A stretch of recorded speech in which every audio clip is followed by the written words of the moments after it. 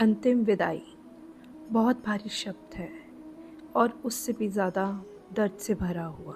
ज़िंदगी नाम है जीवन और मृत्यु के बीच का सफ़र, जिसे हर कोई तय कर रहा है ये जाने बिना कि कब उसकी अंतिम सांस या मृत्यु आ जाएगी और उसे उन सब को छोड़कर जाना पड़ेगा जिन्हें वह जीवन भर अपना मानता और कहता रहा। संसार में अगर कुछ सत्य है तो भगवान और मृत्यु। पर संसार में रहते रहते जीव अपने आसपास के रिश्तों से इतना मोह और ममता कर लेता है कि वो इस सत्य को भूलकर अपने आसपास के रिश्तों को ही सत्य मानने लगता है। परंतु जिस दिन मृत्यु के समीप पहुंचता है या कोई अपना प्रिय मृत्यु को प्राप्त हो जाता है तो समझ में आता है कि राम नाम ही सत्य है। जब कोई हमारा प्रिय संसार से चला जाता है तो हम दुख या शोक में चले जाते हैं। कुछ दिन बाद हमारी ज़िंदगी की दिनचर्या पहली सी हो भी जाती है, पर मन में कहीं ना कहीं एक खालीपन, उदासी, उसे खोने की टीस मन में हमेशा रहती है। जो संसार से चला जाता है वो पीछे अपनी यादें छोड़ जाता है। वो अच्छी बुरी यादें हमें हंसाती और रुलाती हैं। हमारा मन उस संसार से चले गए व्यक्ति के साथ फिर से जीना चाहता है, पर उसका ना रहना हमें मजबूर करता है कि अब हमें उसके बगैर जीना सीखना होगा। और हम कोशिश भी करते हैं, कभी सफल तो कभी असफल होते हैं।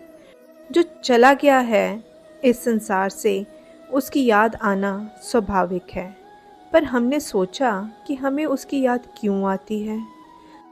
हमें याद आता है उनका हमारे लिए किया गया कर्म, जिससे हमें सुख, खुशी, प्रसन्नता मिली थी।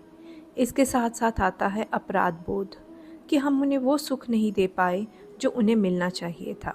जब ज़िंदगी कुछ नॉर्मल होने लगती है, हम खुश होने लगते हैं, मुस्कुराने लगते हैं, तो भी लगता है कि कहीं हम उन्हें भूल तो नहीं गए या ज़िंदगी में उनके बगैर आगे बढ़ गए हैं। ऐसा ही बोध अर्जुन को हुआ जब महाभारत के युद्ध में उसने देखा कि उसके सामने उसके अपने प्रियजन हैं जिन्हें वो बहुत प्रेम करता है, उन्हें उसे मारना पड़ेगा, तो उन्होंने युद्ध करने से इनकार कर दिया। श्री कृष्ण ने अर्जुन से जीवन, मृत्यु और आत्मा के बारे में बात की। श्री कृष्ण कहते हैं, अध्याय 2 श्लोक 20, ये आत्मा ना कभी जन्म लेती है ना कभी मरती है। ये ना तो कभी उत्पन्न हुई है ना उत्पन्न होगी। ये अजन्मा है, नित्य है, शाश्वत है, पुरातन है। जब शरीर नष्ट हो जाता है तब भी ये नष्ट नहीं होती। आत्मा कभी पैदा नहीं होती और ना कभी मरती है। ये सनातन, अविनाशी, अपरिवर्तनीय है। श्री कृष्ण अध्याय 2 श्लोक 13 में आगे कहते हैं कि जैसे जीव आत्मा इस शरीर में बचपन से जवानी और फिर बुढ़ापे तक पहुंचती है, उसी प्रकार ये मृत्यु के बाद एक नए शरीर में प्रवेश करती है। समझदार व्यक्ति इन परिवर्तनों से भ्रमित नहीं होता है। फिर अध्याय 2 श्लोक 22 में श्री कृष्ण कहते हैं कि जैसे मनुष्य पुराने वस्त्र को त्याग कर नए वस्त्र पहनता है, वैसे ही आत्मा पुराने शरीर को छोड़कर नया शरीर धारण करती है। आगे श्री कृष्ण अध्याय 2 श्लोक 23 से 25 तक ये कहते हैं कि जो जन्मा है उसकी मृत्यु निश्चित है और जो मरा है उसका पुण्य जन्म भी निश्चित है।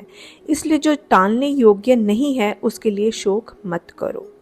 किसी को खोने का दर्द कभी भी भरा नहीं जा सकता, पर श्री कृष्ण हमें समझाते हैं गीता के माध्यम से कि दर्द को कैसे डील करना है।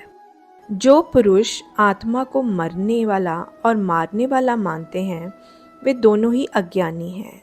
जो जन्मा है उसकी मृत्यु निश्चित है और जिसकी मृत्यु हुई है उसका जन्म होना भी निश्चित है।